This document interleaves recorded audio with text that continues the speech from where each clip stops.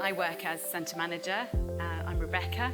It's a great honour and privilege to be here. Thank you so much to all of you for coming. I very much enjoyed what we've heard so far, and particularly hearing about the Melville Knox community that is building, which is fantastic. So thank you, Neil, for inviting me and putting this on, and to John William for allowing us to use your premises. So perhaps I could just read a little portion of scripture before I start. So this is Psalm 119. How can a young man keep his way pure? By guarding it according to your word. With my whole heart I seek you. Let me not wander from your commandments. I've stored up your word in my heart, that I might not sin against you. Blessed are you, O Lord. Teach me your statutes. With my lips I declare all the rules of your mouth. In the way of your testimonies I delight as much in all riches. I will meditate on your precepts. I fix my eyes on your ways. I will delight in your statutes.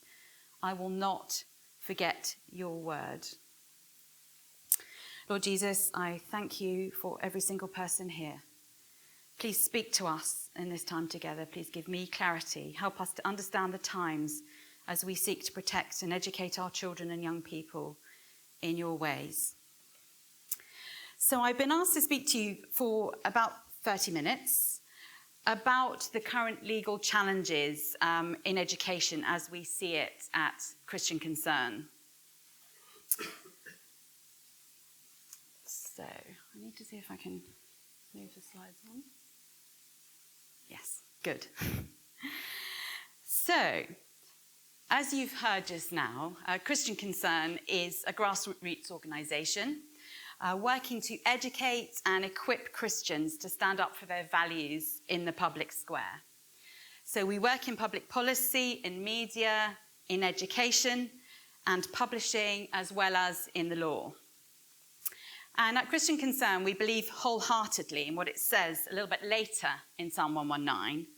Your word is a lamp unto my feet and a light unto my path. We believe that's true for every person, whether they know God or they do not yet know him. And we also believe, as we're told in Romans chapter 1, that everyone knows deep down that they are created by God and can know him. So we believe it's blessed for the flourishing of all to live by the Maker's instructions. So this is our vision, to see society transformed at every level by the gospel of Jesus Christ. And I know that many of you here share this vision, and I'm thrilled about that. So, that's our mission and aims, and we seek to represent and promote Christian values in the public square and encourage those who espouse them. So, as a barrister, Andrew Williams, who I work for, who founded Christian Concern, she knew the importance of the law in a nation. So law is often downstream of culture, but sometimes it heavily influences the direction of culture. Either way, it plays a fundamental role. So she realised that there was a need to tackle both culture and law. So we believe that our work helps people to take hold of God's promises, such as this one in Romans 1. So Christian Legal Centre, where I work, is part of Christian Concern, and we take forward the vision in the legal arena. So I work alongside 5 other lawyers, and we have 3 legal team assistants and an intern. And so I'm thrilled I've got one of the legal team assistants here, Ali Reza. So you might have spoken to him already. Please do come and chat to both of us at our table, which is over there, and take some of our information later. But 2 of our legal team assistants are training to be solicitors, so we're looking to the future and what the ministry is going to continue to do. And we all consider the work to be an honour and a privilege. But the Legal Centre is just part of Christian Concern. In some ways, we see it as the engine room because our clients bring to us in microcosm the issues that society faces. So as Christian lawyers, we do believe that we're called to be watchmen on the walls, to see what's happening and to be ahead in some ways. And our founder, Andrew Williams, is absolutely a visionary, and she saw before others And she continues to do that and in the way that she leads us. But our clients are people of faith. Many have got into difficulties because of faith stands that they've taken, often in the workplace. Sometimes they've deliberately chosen to take a stand. Sometimes it's just come to them, and it's part of their normal life and work. But they're people that care about truth and about other people, and their faith gives them confidence and purpose and courage to stand. But they increasingly need our help in this culture because of the way it's been moving, and I'm very interested to hear more about what's been happening in Scotland from Neil just now. But our clients amaze me every single day with their courage and faithfulness, the Esther moments that the Lord gives them. And as a result, when they take us down, we see them experiencing great blessing. And their situations sometimes enable us to hook publicity around them, and that's where we get media coverage for the wider ministry. But most of our clients don't make the national news. But we do have something in the press most weeks, and you may have seen this week our campaign against assisted suicide, which is in progress at Westminster. So the campaign with the gravestones at Parliament Square the other day, which made it into the Times. So our ministry is like the NHS. It's free at the point of need and relies entirely on faithful donors up and down the country. So our topic for today: what could be more important than the nurturing and educating of the next generation? You all know that, and that's why you're here. It's a question that's very close to our hearts at Christian Concern. We quite recently engaged a head of education, and he works tirelessly in this area. And as in other areas where we work, the legal centre and the education group cross over a lot. We have many calls every month to the education team and to the legal team from parents who are gravely concerned about the material that's been taught in schools. So these calls come from England, Wales, Scotland and Northern Ireland. And parents are anxious, and on occasions they're in tears on the phone when they discover too late what their precious children have been taught. We're also contacted regularly by teachers and those who are associated with schools who need our help. So what are the legal issues that are currently presenting in education in England, Scotland and Northern Ireland? So I want to talk to you a little bit about the experiences of some of our clients and the current legal challenges in the area of education. So I've divided into 6 areas. Don't worry, I'm keeping an eye on the time. So materials in schools, the fight against transgenderism, and the scene has been set a little bit already by what Neil said. The promotion of pride, conversion therapy, tax policy, just a little bit about that, and a little bit about your legal rights as parents. So just briefly looking at each of these.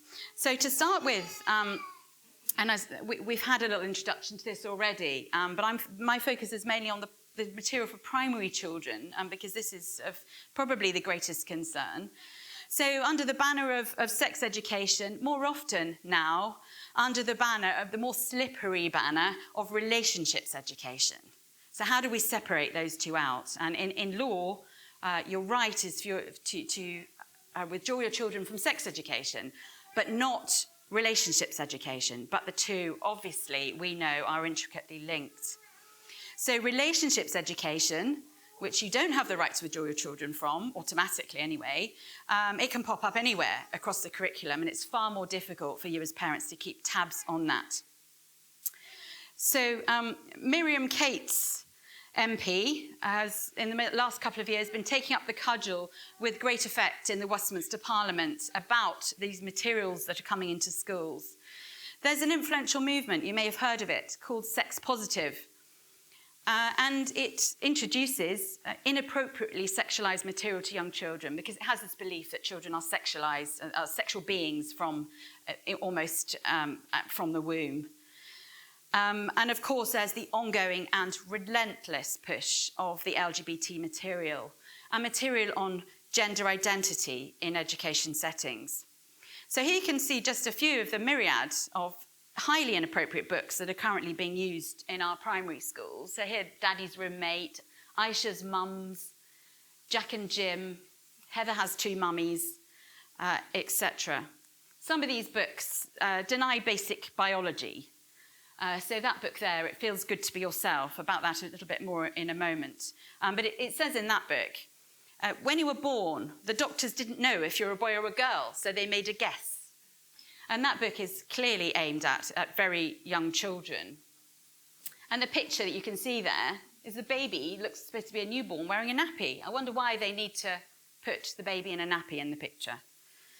So, and Tango Mates 3, you may be aware of this one. Children in year 3, this is aimed at them, about gay adoption and parenting and using the natural world to indoctrinate children into believing that this is normal. And then transgenderism, probably the greatest concern at the moment. Some of these books are aimed at the very youngest children. My Princess Boy wears a tiara crown and a green ballet leotard. 10,000 Dresses, about a boy who wants to wear female clothes and dresses and women's clothes. And even books that promote participation in gay pride events. So note the text here and the innuendo that is there, even though this is aimed at very year 6 children, aged 10 or even younger. So there's a vast array of providers of sex education materials that have popped up. And mainly, they've appeared since sex education became a legal requirement in secondary schools. And schools took fright, thinking, it's a legal requirement now. If we do it wrong, we might be penalised. So they're like, oh dear, we better not do it ourselves anymore. We better get people in to do it. And so the activists were cheering and saying, okay, great, here we are. We'll come in, we'll teach your children. So schools are paying people to come in and indoctrinate their children. And there have been some recent scandals about some of these people that are involved in educating children in the area of sex education. One of them, stripped naked on prime time TV. He was dressed as a woman, playing the piano, then he gets up, strips naked, and turns out he's a man. He's a trustee of one of these organisations, and another one has very recently been exposed as a paedophile. But still, the alarm bells do not generally seem to be ringing in society about this. And then the kinds of things that our children are being taught. Queer theory, pure indoctrination, bearing no relationship whatsoever with biological realities. And of course, no respect for parents who don't agree with these ideas, often highly age inappropriate. So, heroes of ours, a couple that came to see us a year or so ago. Well, actually, they phoned us, living in the east of England, Calvin and Nikki Watts, unhappy about a book that was being read to their child. It was the book that I showed you just now, It Feels Good to Be Yourself, being read to their 7-year-old daughter in a Church of England primary school. So this is an example of what we do on a daily basis. We help them complain. We help them engage their school complaints process. When they didn't get anywhere with the school, we took it to the governors and then to the C of E education department. At no point did we make any headway at all. So then we moved it into the media, and the Christian Concern's wider ability to do that is excellent. So they got onto GB News, they got interviewed, and all part of our ongoing campaign to raise public awareness over these materials. And the book that Calvin and Nikki objected to was It Feels Good to Be Yourself, and it was a book indoctrinating children to believing that they have an inner gender identity, which you just have to discover, which may be other than their biological sex. And we've seen, obviously, the extremes that this kind of a breaking down of boundaries, deconstructionalism, where it leads, children thinking they might be wolves, as we've heard just now. Complete craziness. So apart from being completely, wholly unscientific, these ideas are based on very stereotypical ideas of sex and gender. Princesses, books, ponies, they're for girls. Boys do things like climbing trees and fighting. And if you don't feel that you want to do those things, then you might be the other sex inside. So the consequences of all this, I think, are clear to see. So this slide shows the ballooning of the number of young people identifying as bisexual since 2014, a near tripling. And we have a crisis in our mental health, in our young people, north and south of the border. Lengthy waiting lists to access medical services for gender confusion. All this really matters because children are being encouraged from a young age onto a trajectory that is very difficult to come back from. A trajectory that's likely to lead ultimately to hormone treatment and a lifetime of medicalization. Not permitting social transition and instead encouraging children, helping them to live in their sexed bodies and supporting them through puberty is much more likely to provide for a healthy life and actually a natural cure to gender distress. You can see here probably 18, this is probably, it's conservative to think it's only 88%. It's probably 95% of children, if they're left alone, if they're helped, given counselling, will find that through puberty this resolves itself. And here a chilling quote, I think, from the American College of Pediatrics. So what about the fight back then? Because there is a fight back going on. God is good, and in his sovereignty, he is giving people the ability to fight back and to stand up, people who believe in truth. So our clients, Nigel and Sally Rowe, they raised concerns about the promotion of transgenderism in their local primary school. About 4 years ago, their child was age 5, and there was another child in the class who was allowed to come to school some days as a girl, some days as a boy. And their child was told that it would be transphobic not to accept that was okay. So they, with our help, we sued the Department of Education, we brought a judicial review, and we raised the profile of this issue. And I think it all helped in the public and political pressure that was being put on about this issue. Do you know what that is? Is it something to do with me or not? No.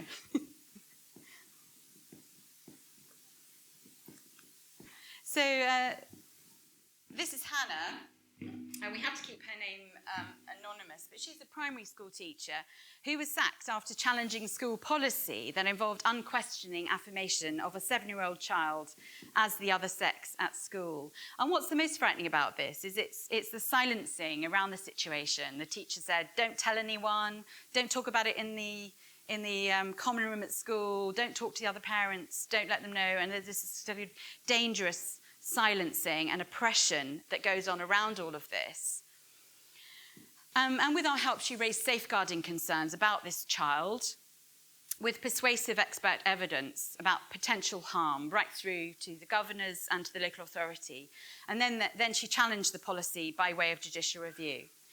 But very sadly, she lost her job. And she was reported to the Teaching Regulation Agency, and in fact, they've decided not to pursue her. But this is all very difficult.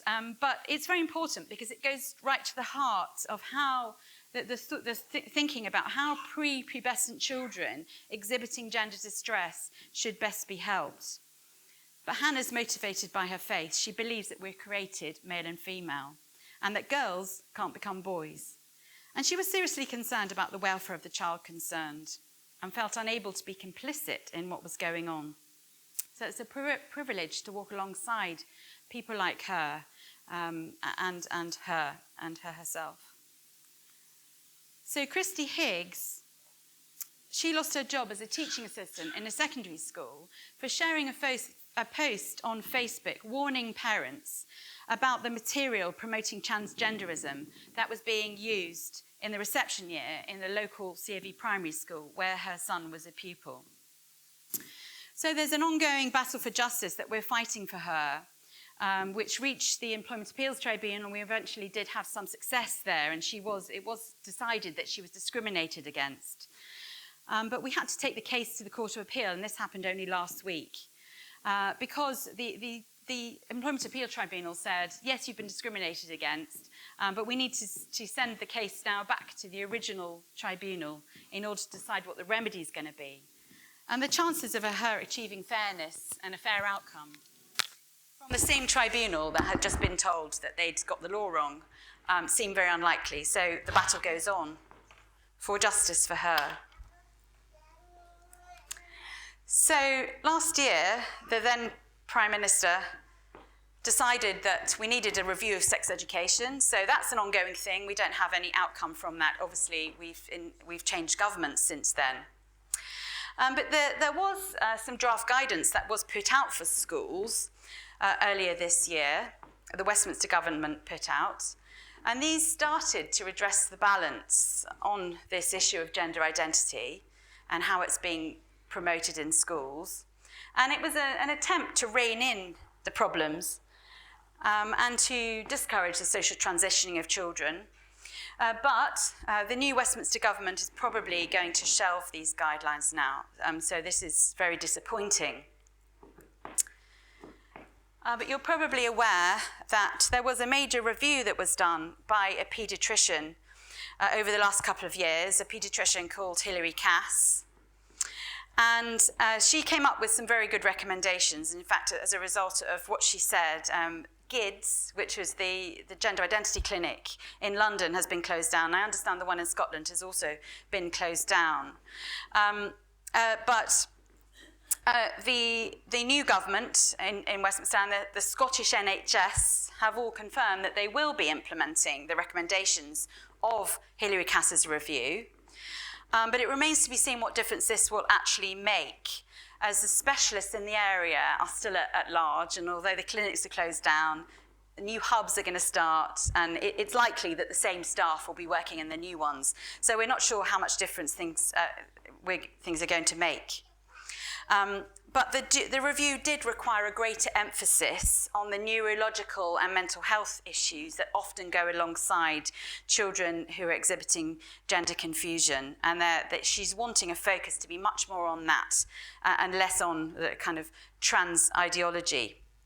But I saw it was reported this week that guidance issued to family doctors by NHS Lothian Health Board, which I think is the second biggest health board in Scotland, is urging them to send 16-year-olds questioning their gender to LGBT Health and Wellbeing, which is a group known to be affirming of transgender identities. So the battle in this area continues, both in Scotland and in England. So I want to talk to you about proposals to ban so-called conversion therapy, because I think this is of interest to us as people who are interested in education, what's happening. So this is a very hotly contested area, but it's of interest to us because any ban on so-called conversion therapy could catch teachers and parents and, of course, home educators. Anything physically coercive is already illegal. So they're concerned about what a ban would actually mean. Does everybody know what I mean by conversion therapy? No. Okay. So this is where LGBT activists are saying it might go as far as somebody, well, if you're teaching your children at home that we created male and female, that marriage is between a man and a woman, and then if a child is gender confused, the answer to it would be perhaps get them some counselling, help them to accept their sex body and understand that maybe they feel female, but if you're born male, then you're a boy and you can't become a girl. Where that's being done, some people say that this is harmful, that this is trying to convert people from their true inner identities, either gay or as trans. So therefore, if you try and do that, you're actually harming people. So it's actually talking about counselling. It's about stopping people who want counselling for these feelings, unwelcome feelings, maybe of same-sex attraction or of feeling the other sex. Stopping them really from getting help. That's how I would summarise it, because the way they see it is this is actually harmful. is harmful because you're trying to sway them away from their natural state, because they believe that being gay or being trans is something you're born with, it's kind of an inner identity. And so it's obviously very ideologically driven. And there's been a lot of talk about it, about banning it, and there's been a lot of vacillation as well, backwards and forwards, about whether this should be done. It clearly has an extreme, potentially extreme impact on our freedom of speech as Christians, and just as other people share our views about this too, especially in the area of trans. So there's been a lot of vacillation on both sides, but last week the Westminster government announced that they were going to go ahead with a ban, and they're calling it a full trans-inclusive ban, because some people suggested that it shouldn't include trans, it should just be about gay therapy or therapy against same-sex attraction, so to help with same-sex attraction. So there are obvious problems with it moving into the area of trans, which is actually a very different creature to LGB. So that's what we're heading for now. So in Scotland, the Scottish government were planning to try and ban conversion therapy as well. And they said that this year, but as I understand it, they've shelved it now as of last month. But they're very keen on it, and they will definitely be going ahead with whatever happens. They will be supporting whatever happens in Westminster towards this. So it's a particular concern when it means that we won't be able to help a child or encourage a child to accept their sexed body. So when we teach our children biblical principles of sex and sexuality, we're made male and female, with complementary bodies, we could be straying into a dangerous area if this actually becomes law. So if you want to find out more about that, Christian Concern has a website, www.priesttalk.org, which you might well find helpful. So do have a look at that if you want to find out more. So just finally, I want to talk about, I don't normally talk about tax, definitely not my area of expertise, but there's a new challenge that we've been seeking to meet, and this is the government's proposal to require VAT to be added to school fees from January 2025. And as VAT policy, raising VAT is something that comes Scotland as well, it's not devolved, so this is going to affect you as well. And it's of great concern to you small Christian schools that you've been talking about, that are represented here, operating up and down the country, schools where there aren't a lot of reserves or historic funds that other schools benefit from, parents who are not necessarily wealthy but feel very convicted and very concerned for their children's education and to bring them up in the faith. So I don't think this policy is aimed at our schools, but of course it's going to affect us and probably disproportionately. So we were contacted by a number of people running schools and also parents concerned about this, because obviously 20% uplift on the fees is going to make a big difference, even if your fees are quite low. They're fixed very carefully, and it's an existential threat to some of our schools. So as a result of this, last week we wrote to the government. We got solicitors to write to the government. Our Christian Legal Centre organised it for a group of schools and parents and children in England, arguing that the policy is discriminatory under European law because it's interfering with the rights of the parents' rights to choose an education that's in line with their Christian conviction. So effectively, indirect religious discrimination. So we're going to see, we're waiting for the government to respond. They should be doing so soon. But we are looking to threaten challenges, legal challenges from around the UK, from Northern Ireland and from Scotland as well. And we've already got a couple of parents in schools in Scotland, so we're hoping to move that forward soon. But if anybody's interested in that, if you think your school might be interested, or as parents you're interested in being claimants in this kind of case, and standing up against this policy, please speak to me and Abby afterwards, and we'd love to get your details and talk to you more about that. So I'm running out of time. So